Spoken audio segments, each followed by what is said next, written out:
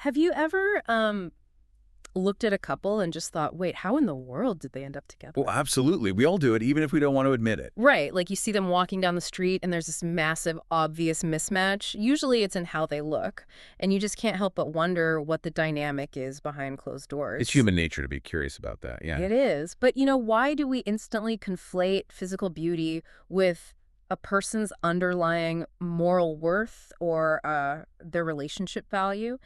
Today, we are looking at a classic story that turns that exact question into a matter of life, death, and just fierce loyalty. And it's a societal reflex that is as old as time. But the way it unfolds in the source material we're examining today, it takes that superficial judgment and pushes it to an incredibly dark, unexpected psychological extreme. It really, really does. And before we get fully lost in this narrative, just a quick word for you listening. You and I are unpacking this today on the Simplified Summary YouTube channel. Yes, and we love having you here for these deep dives. Exactly. So if you are enjoying this one-on-one deep dive into classic literature, please do us a huge favor. Hit that subscribe button, drop a like on this video, and share your valuable comments below. The perspectives that you all share in the comments constantly offer new ways to look at these texts. I mean, it's really the whole point of revisiting them. 100%. Joining the discussion helps us bring more of these deep dives directly to you, and we really want to know what you think as we go along. So what is the mission of today's deep dive? Well, we are exploring a single, incredibly powerful story called Sati. Right, written by the legendary Munshi Premchand. Now, just for some quick context, this is from his famous Mansarovar collection. And Munshi Premchand is often regarded as like the emperor of Hindi Urdu literature. He really is a monumental figure. Yeah, and Mansarovar isn't just a book. It is a massive, multi-volume collection of short stories that essentially serves as a raw, unfiltered mirror to Indian society in the early 20th century. Specifically, he was writing a lot of this in the 1930s. He was documenting the harsh realities of rural life, class struggles, and those invisible chains of societal expectations. Right, which is crucial context. It is because Premchand wasn't interested in fairy tales. He was interested in the psychological mechanisms of everyday people who were trapped in these incredibly rigid social structures.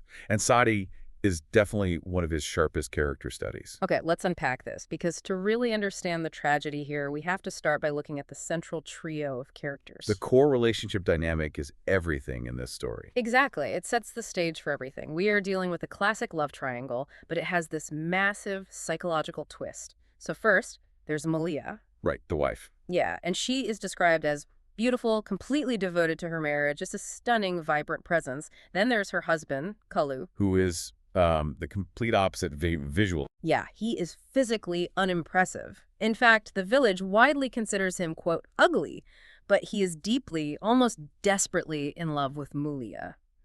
And finally, hovering on the edges, we have Raja. The cousin. Right, Kalu's cousin.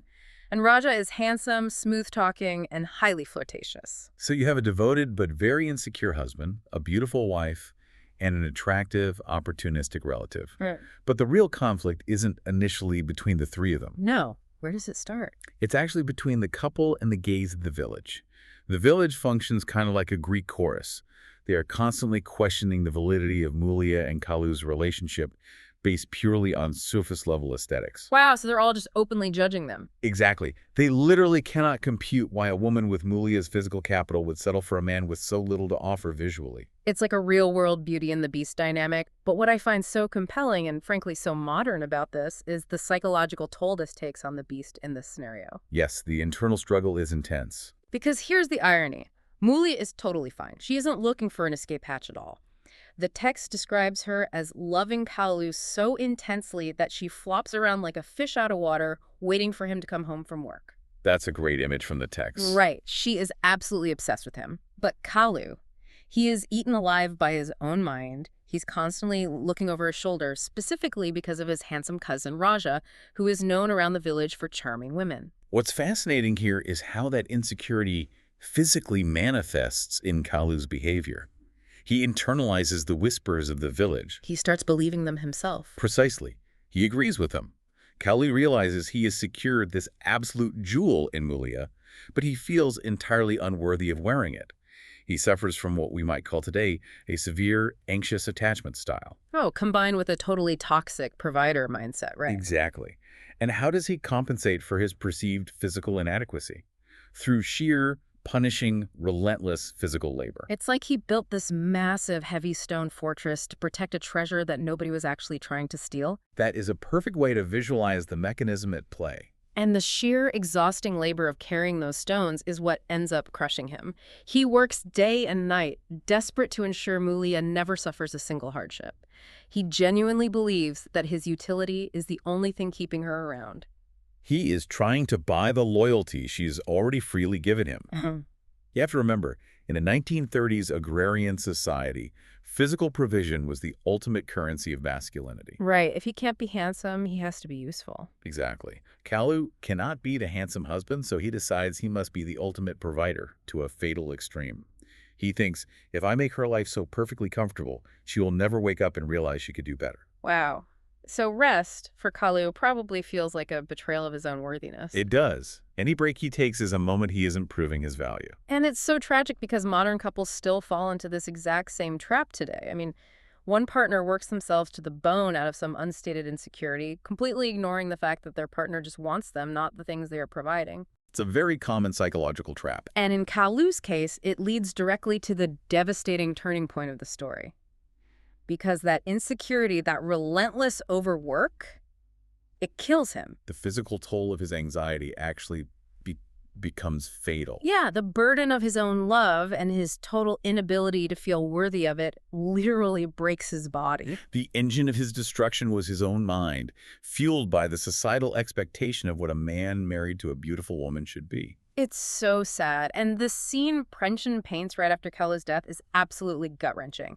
The whole village is gathered, the preparations for Kallu's cremation are underway, and right in the middle of it all is a grief-stricken Mulia. It's a highly dramatic, intense moment. And she is crying out to the crowd, quote, "This all happened because of me." It is a moment of profound, heavy psychological weight. But I'm struggling with this scene. I really have to push back here, or at least ask you for some clarity, because reading it today, my modern brain is setting off alarm bells. I can guess why, but go ahead. Is Mulia's guilt actually justified here? Like, did her beauty essentially kill her husband? Because having her scream, "This is my fault," feels incredibly, like, victim blaming. It definitely reads that way to a modern audience. Right, because she never asked him to work himself to death. She just loved him.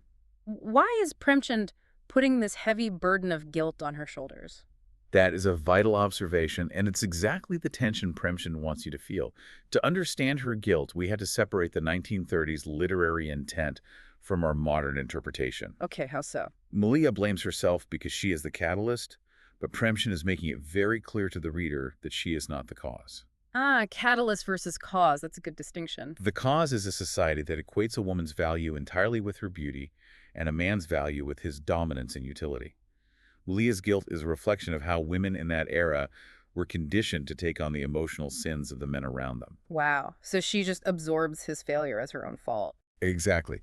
She recognizes that Kallu died trying to be worthy of her, but the tragedy is that her beauty was just a magnifying glass. The actual sun rays burning him alive were his own ego and that crushing societal pressure. Okay, that makes so much more sense. She is internalizing the tragedy just like he internalized the village's judgment. Precisely. They are both victims of the village's gaze. And Kallu's death leaves Mulia in a deeply terrifying position. We really have to remember the context here. A widow in 1930s rural India, especially a young, beautiful widow without her male protector, is essentially prey. Without a doubt, the social safety net is totally non-existent. The wolves are basically circling. The societal expectation for a widow at that time was to become invisible, to depend entirely on the pity of relatives, and to essentially just fade away in mourning. Which makes Premchand's next move so brilliant, because the story leaps forward 6 months. And we don't see Mulia as a broken, dependent widow begging for scrap. We don't see her shrinking into the shadows at all. Not even a little. Instead, we see this fiercely independent woman. She is earning her own living. She manages her own home. She does all the hard agricultural labor herself. And she saves her tears only for the solitude of the night. Yes. During the day, she is absolute steel. It is a radical subversion of the expected narrative. The village totally expected her to crumble.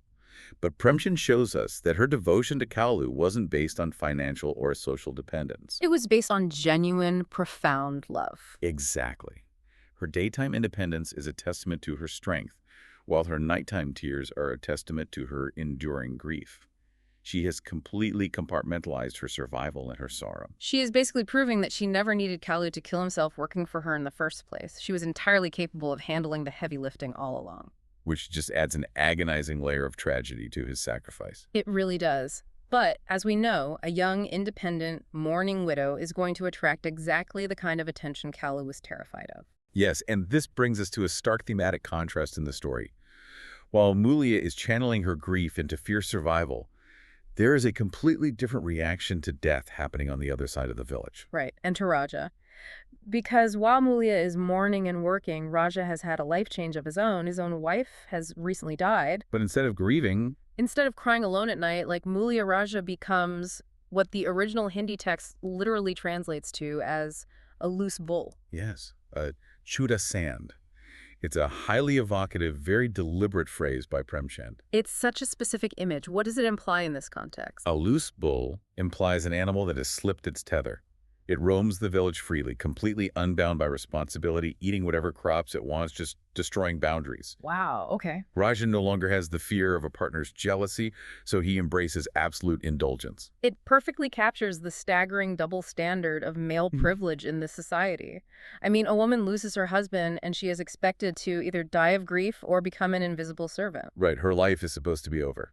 But a man loses his wife, and society essentially shrugs and lets him roam the streets like a teenager on spring break. And, of course, this loose bull sets his sights straight on Mulia. He doesn't waste any time. The confrontation scene is electric.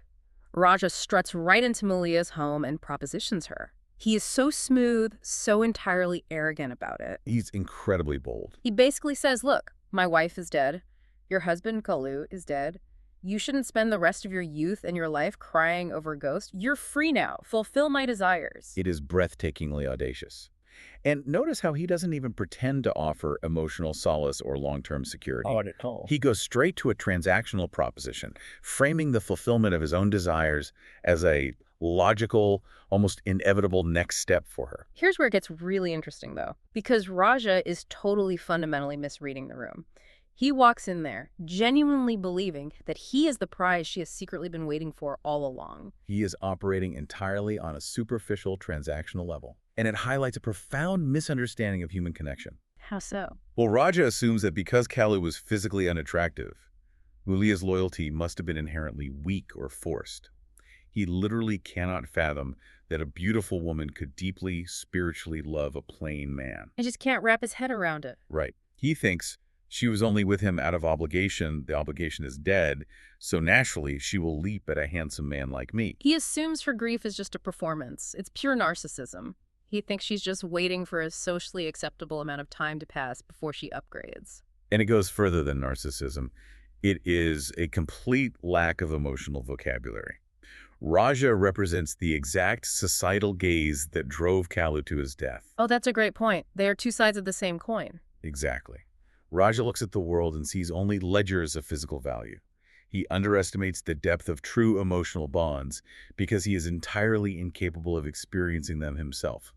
To Raja, love is a market, and he thinks he is the highest bidder. Which makes Mulia's reaction not just the most satisfying moment of the narrative, but frankly, one of the greatest literary takedowns I've ever read. It is spectacular. Because Raja's insulting, arrogant proposition is the spark that finally hits the powder keg of her grief.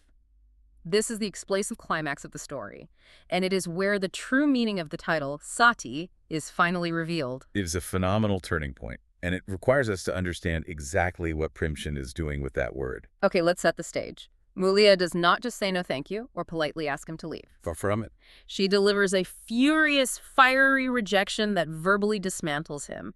She tells him that if she had been the one to die, her crown, that is what she calls Kallu, her crown would have mourned her for his entire life. It's such a beautiful term of respect. It is. She proudly declares that it is for men like Kallu, men with deep self-sacrificing souls, that women gladly give their lives. And then she looks at this handsome, arrogant man who thinks he's a prize and tells him to lick the plate of his fate. Licks the plate of his fate. It's a visceral, deeply cutting remark. She is stripping away his arrogance and reducing him to a scavenger, basically begging for scraps that don't belong to him. Yes. And then she physically threatens him. She tells him that if he ever steps foot inside her house again, she will end him. She just radiates this blazing, untouchable aura of rage and loyalty. She becomes a force of nature. It's so powerful that Raja, this arrogant, loose bull, is physically terrified. He literally turns and flees the house. He runs away from the heat of her loyalty. If we connect this to the bigger picture, we really have to look closely at that title, Sati. Historically, Sati is a deeply traumatic word. Right, it has a very heavy historical weight. It referred to the horrific, outdated practice of a widow burning herself alive on her dead husband's funeral pyre. It was the ultimate literal self-immolation in the name of patriarchal duty. It's a very dark part of history. So for Premchand to title this story Sati in the 1930s, that was a massive provocation to conservative readers. They would have fully expected a story about a woman dying for her husband. But she doesn't do that. She doesn't throw herself on the fire at all. She goes to work in the fields. Exactly. Premchand reclaims and completely redefines the word. Mulia's Sati is not an act of self-destruction. Her Sati is her burning, fierce independence. Oh, wow. It is the fire of her unwavering emotional loyalty. The fire isn't consuming her physical body. The fire is her spirit, burning so brightly and with such absolute moral clarity that it terrifies opportunists like Raja away. That gives me absolute chills. Premchand is basically arguing that true devotion isn't dying for your partner, it's living for them, and fiercely protecting the sanctuary of your shared memory from a superficial society. The Sati is her anger. It's her boundary setting. It's her absolute refusal to let a shallow man pollute the memory of a deeply good man. It is a masterclass in character study. It really is. You start by thinking this is a simple, maybe even a bit cliché story about an ugly man who gets lucky with a beautiful wife. And it ends up being a profoundly complex story about a woman whose soul is so immense it burns away anyone who tries to cheapen it. It brilliantly forces the reader to reevaluate their own superficial judgments, mirroring the village's initial shallow confusion. We realize that the village, and Raja, and perhaps even the reader, were entirely wrong about who the beast actually was. So what does this all mean? When we look at this trio, Kallu, who literally died for love because he couldn't see his own worth, Raja, who tried to exploit grief for pleasure, and Mulia, who fiercely protected her own soul, what is the core takeaway for you, the listener? There's a lot to unpack there. I think Premchand is telling us that true devotion has absolutely nothing to do with physical beauty. It's not about grand public sacrifices or working yourself to death to live up to some impossible, toxic societal standard. No, it's about something much deeper. It is about recognizing the pure, unadulterated worth of a partner's soul. And more than that, it's about standing fiercely independent in the face of superficial temptation.